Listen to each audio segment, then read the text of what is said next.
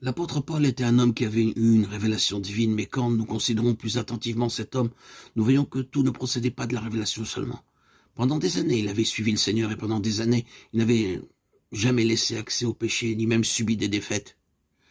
Et pendant toutes ces années, sa richesse spirituelle a augmenté sans cesse.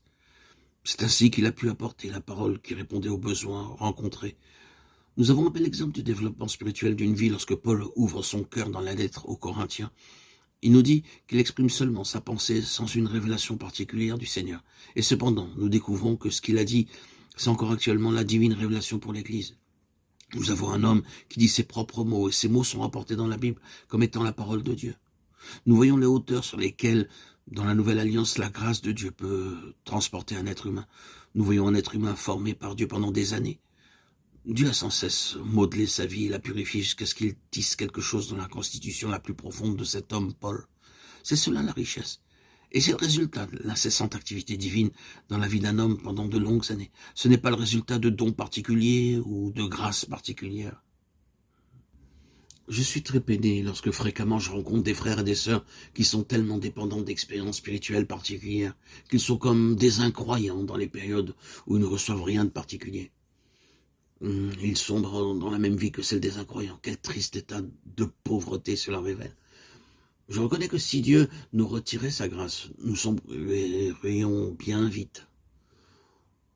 Mais bien que cela soit vrai, il est aussi vrai qu'il y a une opération incessante de sa grâce, laquelle, en accord avec ce qu'il y a de plus profond, nous-mêmes y façonne quelque chose au cœur même de notre être.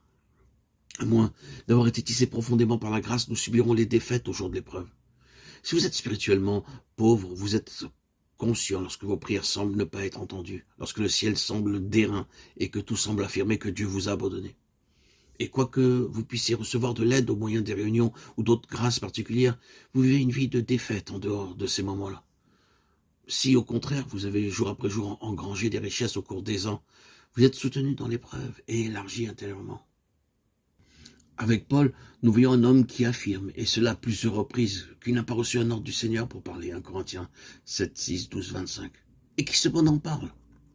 Et finalement, lorsqu'il a dit tout ce qu'il devait dire sur le sujet en question, il déclare encore qu'il exprime son propre jugement. Il conclut toutefois par cette remarque, et moi aussi, je crois avoir l'Esprit de Dieu, 1 Corinthiens 7, 40. C'est une chose très précieuse de voir que, quoique Paul n'était pas conscient d'annoncer la parole de Dieu, il était tout de même sous le contrôle du Saint-Esprit et spontanément il exprimait la pensée de Dieu. Certains croyants sont toujours empressés d'affirmer que l'Esprit les anime pour dire ceci ou cela. Ils sont tellement conscients que ce qu'ils disent, c'est la parole de Dieu. Je crois que de tels chrétiens trahissent ainsi leur pauvreté. Un chrétien riche, à cause de l'abondance de la grâce dans sa vie, peut partager la pensée de Dieu, sans pour autant être très conscient qu'il est la bouche de Dieu. Un chrétien riche ne s'attend pas forcément à des choses nouvelles pour pouvoir les partager, comme un oracle de Dieu. Mais le chrétien qui n'a pas accumulé des richesses tout au long des années est effrayé de devoir parler sans être conscient que ce qu'il exprime lui a été donné par Dieu. Paul déclare lui-même « Je n'ai pas reçu d'ordre de la part du Seigneur ». Mais malgré cela, il continue à servir dans le ministère. En fait, il osait dire ce qu'il croyait lui-même, sans avoir reçu de parole particulière de la part du Seigneur. Paul, de manière très claire, disait qu'il faisait part de son propre jugement. Il ne parlait pas d'une chose qui lui avait été donnée à ce moment particulier, mais il donnait simplement son opinion à l'égard de ce qui lui avait été présenté. Quelle grande chose de pouvoir faire cela.